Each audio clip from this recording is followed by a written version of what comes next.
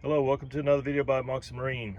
In this video, I'm showing you a vat of molasses and water. This is a 1 gallon molasses mixed with about 10 gallons of water. After it sits about 3 days, it becomes a great rust removal system, or rust removal chemical. So I was using vinegar. I thought vinegar would be a little faster because it acts fast, or it acts immediately. But vinegar was taking too long. It was taking 4 or 5 days just to get a little bit of rust off. So I switched to this molasses.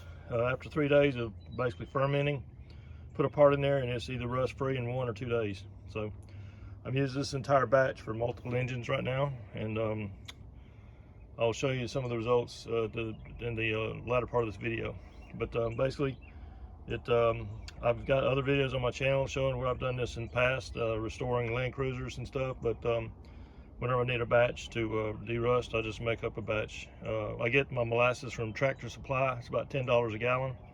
It's a lot cheaper than cheaper than vinegar actually too. So next is a few brackets. I'm going to throw some brackets, the adapter for the throttle body, and a few other things in here. They'll be derusted by tomorrow or hopefully next day. Once I get them derusted, I wire brush them, wash them off with water, wire brush them, get them down to bare metal. And then I coat them with a chemical called a cleaning strip. It's actually phosphoric acid by the Home Depot, and that keeps it from rusting anymore. And once you do that, it's paintable. So I'll show you the rest of the results of this derusting in the latter part of this video. Continue with this 6.2 Mercruiser rebuild. This is the intake manifold, and everywhere you can see that white crusty look is where I've treated it with first I treated with vinegar. It was too slow, so I went back and got molasses and treated for 3 more days in molasses, and that did the trick, got rid of a lot of the rust. This is the last rust from when I was washing it off last night.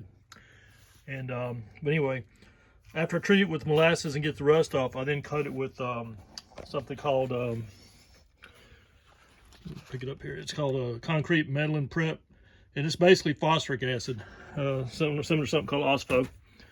So I coat it with the, I just put a little bit in a bottle here and brush it on with a brush, and then either wipe it off or let it dry and then wipe it off later. But it leaves a kind of a protected surface that won't re-rust, and you can paint right over it.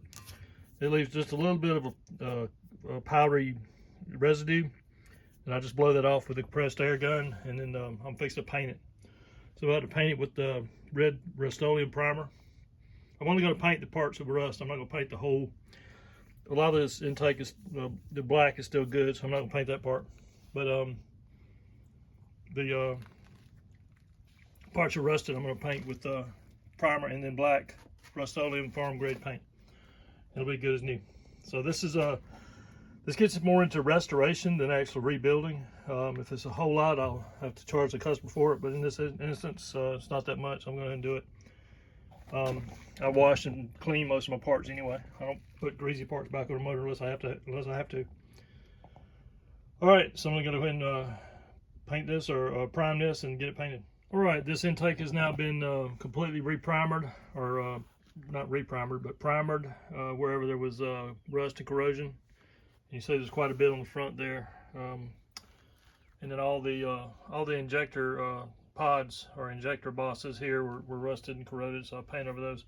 I didn't worry about getting paint done in the injector holes. I have drill bits that precisely fit, and I can just clean those holes out with some drill bits after I'm done. I wanted the paint to have a smooth rounded surface on the entrance to the injector holes there. But again, I'll clean up the holes with paint once I'm done. I mean, paint with a specialized drill bit. I believe the drill bit that goes through the center all the way down through is I